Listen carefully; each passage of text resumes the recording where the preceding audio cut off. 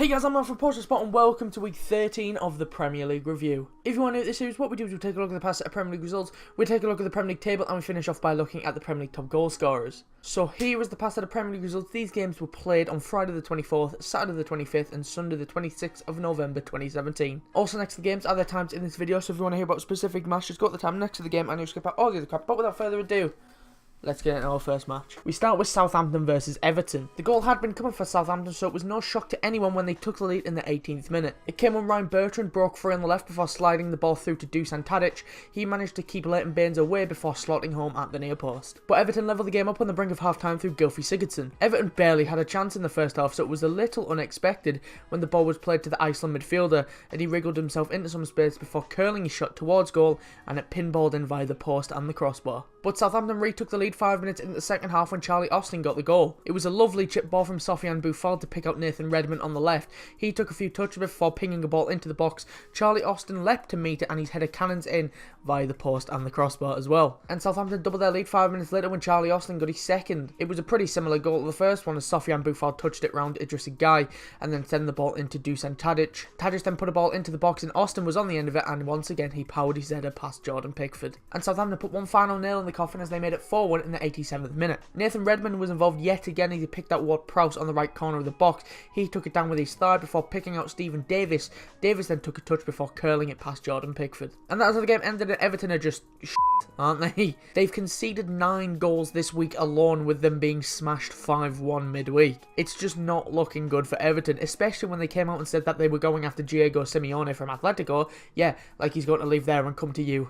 Get a grip. It's more than likely going to be like Big Sam or somebody really just known for being terrible. And we move on to Newcastle versus Watford. Watford took the lead in the 20th minute when Will Hughes got his second goal in as many games. It started with a lovely ball from Christian Kabasele, who picked out Ziegler, and he picked out Hughes on the edge of the box, who hit the ball low and hard into the back of the net. And Watford doubled their lead just before half-time when DeAndre Yedlin put the ball into his own net. Newcastle did end the half well, so that must have been a kick in the dick, but Ziegler was involved yet again as he put the ball in the box. Yedlin tried to poke it out for a corner, but he instead poked it beyond the keeper and into the back of his net. And Watford killed the game off in the 62nd minute when Andrea Gray made it 3-0. He should have scored earlier in the game as he had plenty of chances, but he finally got his goal when the visitors broke with Richarlison, and he put a lovely ball into the box that was just begging for somebody to finish it, and Gray did the honours as he slid in and slotted the ball home. And that's how the game ended. 4 losses in a row now for Newcastle, with boos ringing out from around St James's from the few Magpie fans who that were left. It was a pretty comfortable win for Watford in the end, as Newcastle never really challenged.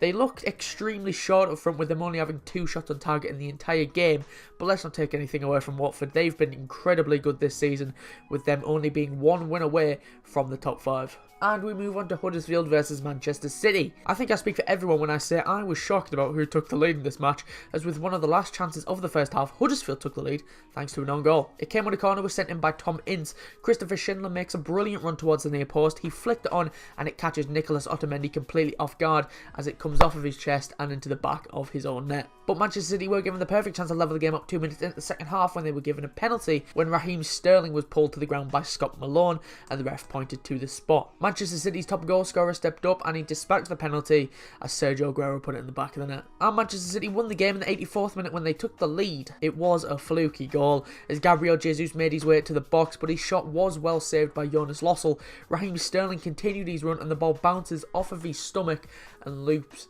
into the net. Not a world-class goal, but a big one that keeps the invincible season alive. And actually, right on the full-time whistle, Huddersfield man Van La Parra was sent off for raising his hands whilst in an argument with Leroy Sané. I've just actually watched this again, and Van La Parra pushed him after the final whistle, and it was a straight word as well, so it's an automatic 3-match ban, unless they successfully counter it, which they won't. And that's how the game ended. I feel a bit sorry for Huddersfield. They played so well, and who would have thought that Huddersfield would have been Manchester City's toughest game of their season. Huddersfield did well in the first half, with their defenders literally putting their bodies on the line in some world-class challenges.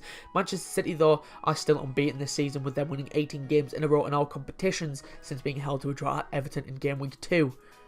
God, that seems like a age ago, doesn't it? But Manchester City did win a game in which they were losing at half-time for the first time since, get this, 1995. And we move on to Crystal Palace versus Stoke. It was a pretty boring first half, no real chances for either team, with both keepers only making one save in the entire first half, but 10 minutes into the second half, somebody finally did something worth talking about as Stoke took the lead through Xherdan Shaqiri. It was a superb solo goal as the Swiss picked up the ball on the halfway line and just ran at the Palace defenders. Those defenders just seemed too happy to just go through Xherdan, go for it, son.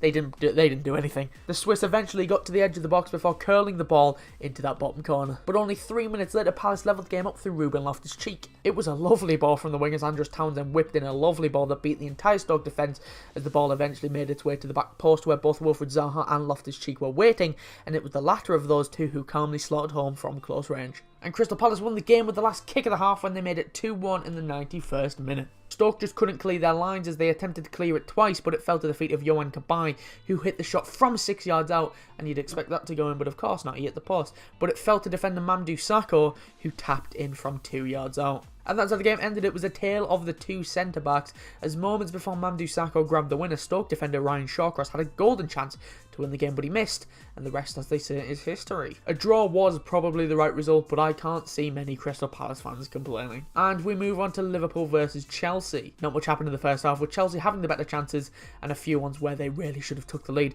So even I was shocked when Liverpool took the lead 20 minutes into the second half. I wasn't shocked about who scored it though. There was a touch of luck about this one as Coutinho's pass was blocked by Bakayoko, who was absolutely dreadful in this game, but it fell to Alex Oxlade-Chamberlain and he slipped the ball through to Mo Salah. He was one-on-one with the keeper, and there was no doubt as he slotted the ball past Thibaut Courtois and into the back of the net. But Chelsea levelled the game up 20 minutes later as substitute Willian got the goal. He was literally on the pitch for about 2 minutes, and it looked like he was sending a cross into the box, but it ended up being a great shot as the ball looped over Simon Mignolet and it nestled into that far corner. And that was how the game ended, with both teams picking up a point, and it was probably the right result. Both teams had good spells during the match, with Hazard and Salah looking extremely good, but Willian's shot / cross, a Schross if you will, helped Chelsea take a point away from Anfield. And we move on to Tottenham versus West Brom. West Brom took the lead in the 4th minute of this one. Yeah, West Brom took the lead, I know. It was a very soft goal for Spurs to concede as Ali was muscled off the ball by Jake Livermore.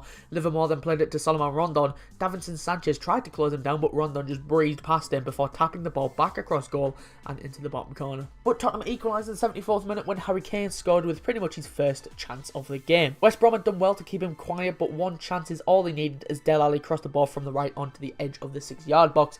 Kane got ahead of his man before poking the ball through the legs of Ben Foster in the West Brom goal. And that's how the game ended. Spurs couldn't find a winner in the end, but it was a good defensive display from West Brom, and it was a good West Brom game. Like, they defended, but they also had some good chances, which was something that rarely happened under Tony Pulis. Spurs for the second week in a row don't win a game and lose ground on their title rivals, whereas this point keeps West Brom just above the drop zone. And we move on to West Ham versus Leicester. It looked like it was going to be another miserable day at the London Stadium, as only 8 minutes into the match, Leicester took the lead through Mark Albrighton. It was just too easy for them, as well as Pablo Zabaleta was dragged out of position by the runner, which allowed Jamie Vardy to get down that left wing, where he played a pass across the box that Angelo Ogbonna really should have dealt with, but he instead directed it into the path of Mark Albrighton, who poked home. But West Ham equalised on the brink of half-time when some shoddy goalkeeping cost Leicester. It came from a corner that was swung in by Marko Arnautovic.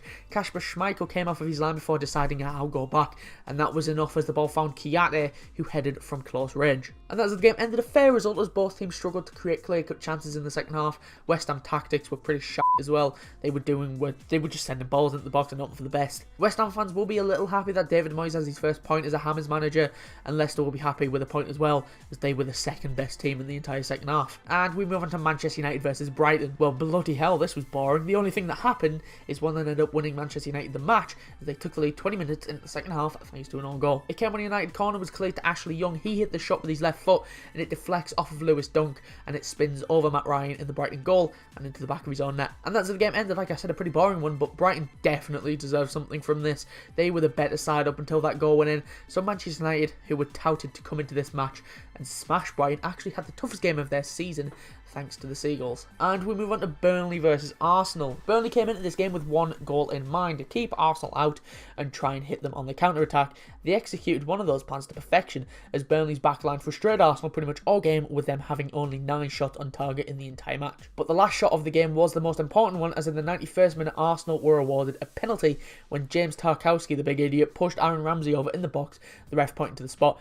It was a needless penalty. I don't know why he's doing that in the 91st minute. You're drawing with Arsenal. Just keep your hands down, you idiot. Alexis Sanchez didn't have his best game in an Arsenal shirt, but he stepped up to take it, and for the second game in a row against Burnley, Arsenal win the game thanks to a late penalty as Sanchez tucked it home. And that's how the game ended. Like I said, Burnley did well the entire game, but one sloppy moment from one of their players has cost them. For the third game in a row now against Burnley, Arsenal have won due to a late goal, with 2 of those being a penalty, as Arsenal yet again nick a win at the death against Burnley. And finally, we've got Swansea versus Bournemouth. God, I hate 0-0 draws. I never know what to say about them. I mostly end up saying this was pretty boring. This side deserved the win, but they weren't able to find the winner.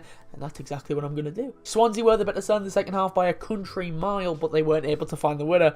And Bournemouth will definitely be the happiest side after that second half. So that's all the games I've got for you this week. Before we go, let's take a look at the Premier League table and top goal scorers, starting off with the Premier League table. Start with the top 5 now. You can see Manchester City are still top after they beat Huddersfield. Manchester United are second after they narrowly beat Brighton. Chelsea are third after they picked up a point in Anfield. Arsenal are fourth after a late goal gave them the win against Burnley. And Tottenham make up the top 5 after they were held by West Brom. Moving on to the bottom 5, and Crystal Palace are still at the bottom, but they have closed the gap following their win against Stoke. Swansea 19th following their 0-0 against Bournemouth. West Ham make up the bottom 3 after their draw against Leicester. West Brom are 17th after they picked up a point at Wembley against Spurs. And Everton make up the bottom 5 following another loss this week against Southampton. Moving on to the top goal scorers, as you can see, Mo Salah is at the top following another goal against Chelsea, made him the first player to reach 10 goals this season. Sergio Aguero is second after his penalty put him on 9 goals and 3 assists. Also on 9 goals is Harry Kane, but on 1 assist. Alvaro Morata didn't bag a goal this week, he's still on 8 goals and 4 assists. And Romelu Lukaku didn't score either, so he's still on 8 goals and 3 assists. Right, so that's all I've got for you this week. If you did enjoy it, be sure to leave a like and subscribe if you're new, and I'll be back on Thursday for the next episode of the Premier League Review. Yes, 2 episodes this week, because there are games tonight and tomorrow, so I'll cover them on Thursday. If you want to follow us on Twitter to stay up to date about when we go live or upload a video, you can. The link is in the description, or it's at @portionofsport_. If you want to follow me on Twitter or subscribe to my personal YouTube channel, the links to both of those are in the description as well. All my channels should be popping on your screen round about now. But anyway, thanks for watching, and be sure to leave a like and subscribe if you are new. I've been Mark from A Portion of Sport, and I'll see you soon. I said that so camp.